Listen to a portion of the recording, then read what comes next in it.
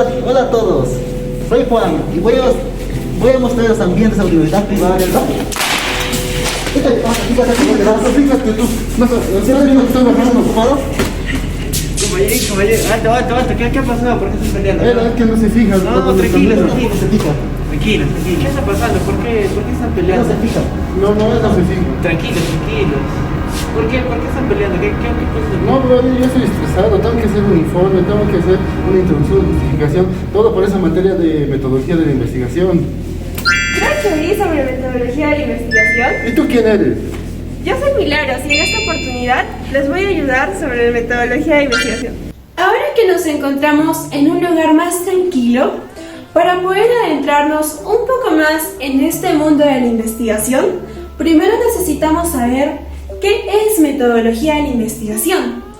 La palabra método viene del griego meta, que es más allá, odos, que es camino, y logía, que es estudio.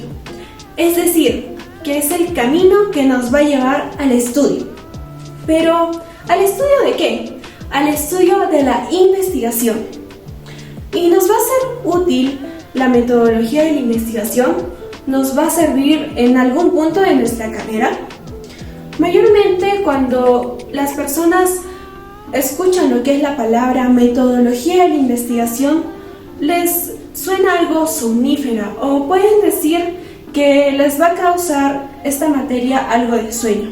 Sin embargo, conocer, entender y comprender la metodología de la investigación es muy importante porque nos va a ayudar a investigar, a buscar, a encontrar, con la finalidad de ¿qué? De producir ciencia, como lo que son los artículos, las investigaciones, las tesis o los proyectos de grado. Una investigación tiene una estructura que la mayoría de personas no conocemos, que es como la introducción, objetivos, justificación, planteamiento del problema, un desarrollo, una conclusión y bibliografía. En esta oportunidad nos vamos a adentrar y enfocar en lo que es el planteamiento del problema. ¿Por qué? Esta es la parte más importante, más esencial de nuestra investigación y también es la parte donde más errores se va a cometer. Al momento de realizar nuestra investigación, nosotros como estudiantes o pioneros que recién están adentrándose en este mundo, pues les va a resultar algo dificultoso, algo que les va a ocasionar dilemas sobre cómo abordar, cómo realizar su investigación.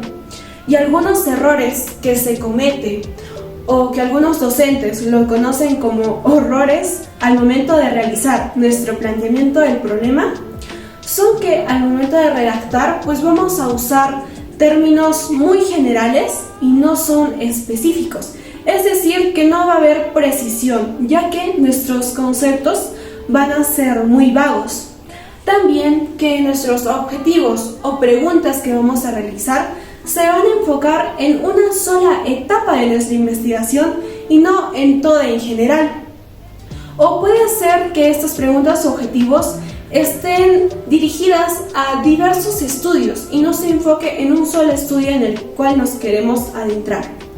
Y por último, es que estos objetivos o preguntas no implican a una investigación completa, sino a que solo la obtención de algún dato o alguna información. Qué complicado, aún no le entiendo, esta materia es muy difícil. Bien, después de que nuestra compañera ya nos dio una breve introducción a lo que es la metodología de investigación y algunos puntos en contra, ahora les voy a hablar sobre cómo realizar un adecuado planteamiento del problema. Ok, para lo cual, una vez que la idea ya se ha concebido, es decir, que los investigadores, estudiantes o aquella persona que está llevando a cabo este proyecto, se supone que ya ha tenido que profundizar el tema y sobre todo ha tenido que darle un enfoque. Entonces nos preguntamos, ¿cuánto tiempo va a durar esto? Pues esto va a dependerá de qué. Esto dependerá de cuán el investigador o la persona que esté realizando esto esté familiarizado con ello. Entonces entendemos que para aquellas personas que se les hace más dificultoso plantear un problema es porque no estamos o están tan familiarizados con el tema, no se ha profundizado o no se ha tocado más adelante. para lo cual, para que esto no suceda, es bueno revisar algunas literaturas, entre otras más, para que podamos desarrollar un adecuado planteamiento.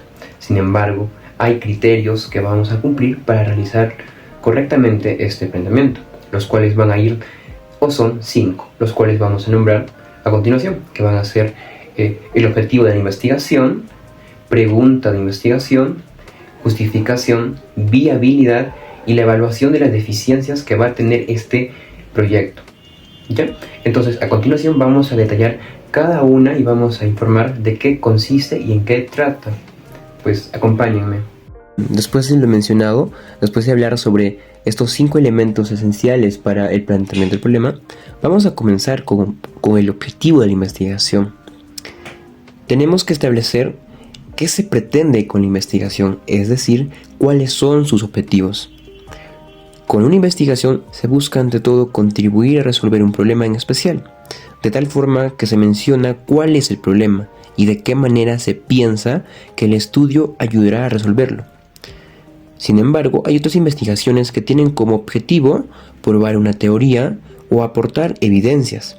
Recordemos que los objetivos deben expresarse con claridad y ser específicos, deben ser medibles, deben ser apropiados y sobre todo realistas cuando hablamos de un enfoque cuantitativo.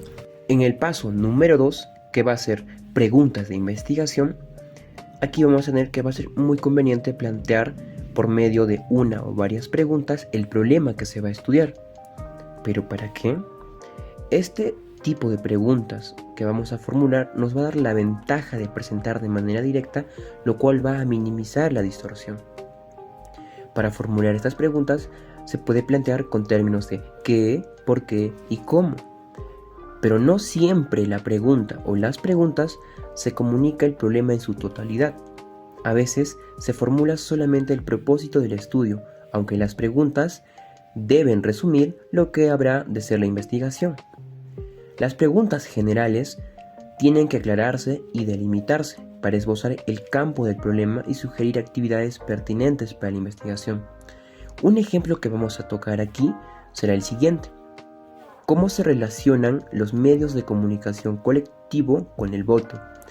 Hablamos de medios de comunicación colectivo, término que alude o hace referencia a varias cosas, como la radio, la televisión, periódicos, anuncios publicitarios y otros más. Asimismo, se menciona voto, sin especificar el tipo, el contexto ni el sistema social.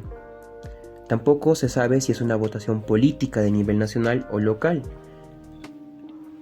Tampoco se sabe si es para elegir al representante de alguna cámara industrial o un funcionario como un alcalde o un miembro del poder legislativo.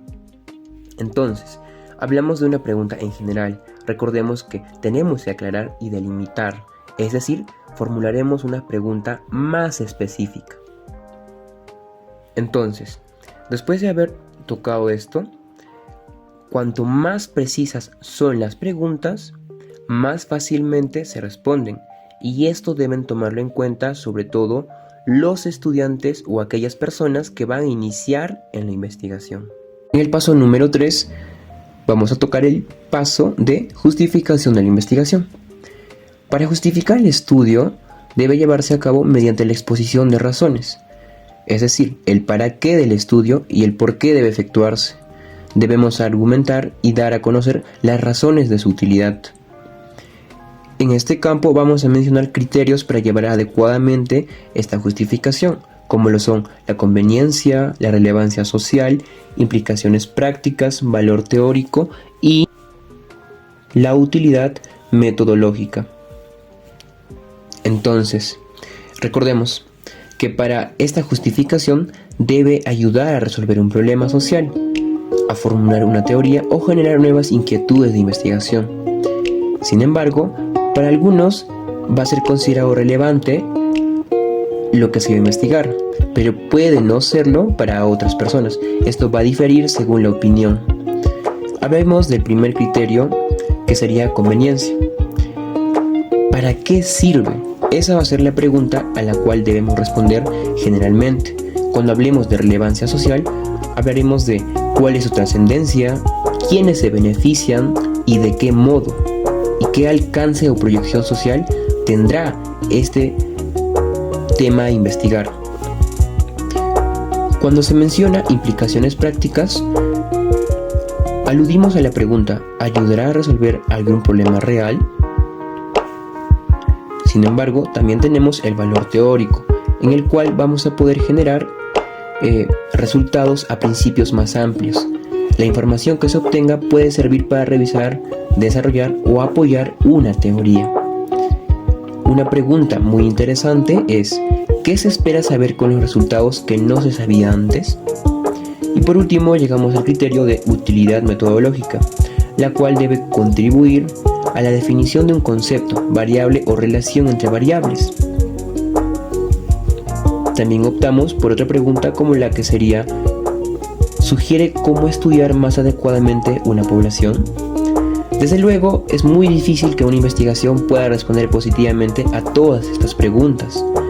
Algunas veces solo se cumple un criterio.